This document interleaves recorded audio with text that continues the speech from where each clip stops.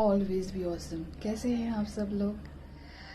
आपको पता है, कभी कभी हम रिलेशनशिप में होते हैं और हम बहुत अच्छे रिलेशनशिप में होते हैं। हम 2 साल 3 साल से किसी इंसान के साथ रिलेशनशिप में होते हैं, लेकिन किसी रीज़न की वजह से वो रिलेशनशिप काम नहीं करता और हम बहुत हर्ट हो जाते हैं।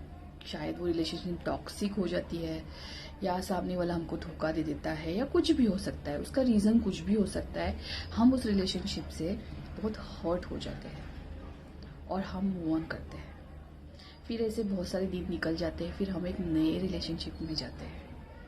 कोई नया इंसान हमारे लाइफ में आता है, बहुत ही अच्छा इंसान आता है, या जिसके साथ रहने का मन करता है, हम उसको एक्सेप्ट करने का मतलब उसके साथ अच्छा लगता है, हमारा कंफर्ट जोन हो जाता है।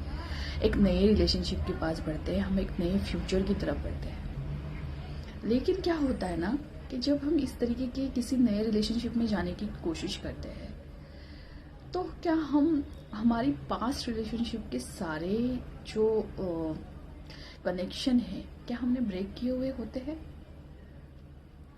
क्योंकि जब अगर नई रिलेशनशिप में आप जा रहे हो, तो आपको पास्ट के सारे कनेक्शन ब्रेक करने पड़ेंगे। क्योंकि पास्ट रिलेशनशिप के बर्डन्स, बैगेजेस, ये लेके अगर आप फ्यूचर में जाओगे तो आप अपना फ्यूचर खराब करके रहोगे। हर एक इंसान एक इंडिविजुअली अलग अलग होता है, हर एक का नेचर अलग होता है, हर एक इंसान की एक पर्सनालिटी होती है। Every individual person is a different. कोई भी एक जैसा नहीं है, कभी भी हो नहीं सकता।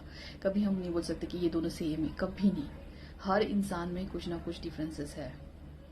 तो हर एक की एक इंडिविजुअलिटी होती है, एक पर्सनालिटी होती है, एक नेचर होता है।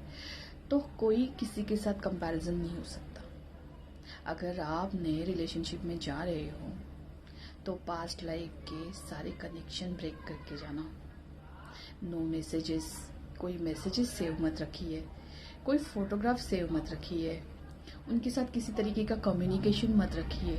क्योंकि जिनके साथ आप फ्यूचर में आगे बढ़ रहे हो, उन्होंने अगर वो मैसेजेस देखे, उन्होंने अगर वो फोटोज देखे, तो उनको कितना बुरा लगेगा। तो जब भी आप किसी नए रिलेशनशिप में जाने के लिए सोच रहे हो और आपका पास्ट रिलेशनशिप ओवरकम हो गया है, तो मैं आपको एक ही बात बताऊंगी कि उस रिलेशनशिप के जितने भी मतलब चीज़ें हैं, जो भी कुछ आपके लाइफ में उसका जो भी बचा हुआ पोर्शन है, वो कंप्लीट कट ऑफ कर दो, रिमूव एवरीथिंग। और फिर उसके बाद नई फ्यूचर की तरफ बढ़िए, तो ही आप फ्यूचर के रिलेशनशिप में बहुत खुश रह सकते हो। अदरवाइज आप कभी भी अपने फ्यूचर रिलेशनशिप में खुश नहीं रह सकते, और आप उस इंसान को भी हर्ट कर रहे हो जो इंसान आपके लाइफ में खुशियां देने के लिए आया हुआ है।